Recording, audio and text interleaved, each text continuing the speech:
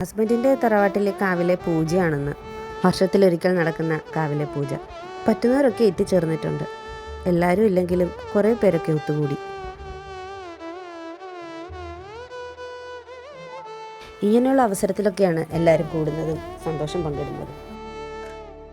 ഏവരും ഒരുമിച്ച് നിന്ന് ആ പൂജ പൂർത്തിയാക്കി. മഴ മാറി നിന്നു, വെയിലും മാറി നിന്നു. അതുകൊണ്ട് സുഖമായി നിന്ന് തൊഴുതു. ഈ കാവും അവിടുത്തെ അന്തരീക്ഷവും നാഗദൈവങ്ങളും ഒക്കെ പണ്ട് മുതലേ ആരാധനാ സമ്പ്രദായത്തിലുള്ളത് കൊണ്ട് അതും ജീവിതത്തിൻ്റെ ഭാഗമാണ്. ഇത് കഴിഞ്ഞ് 2 ദിവസം കഴിഞ്ഞാൽ എൻ്റെ അമ്മ വീട്ടിലെ കാവിലെ പൂജയാണ്.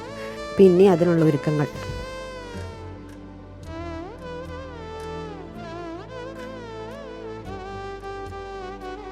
അപ്പോൾ സ്നേഹത്തോടെ നന്ദി.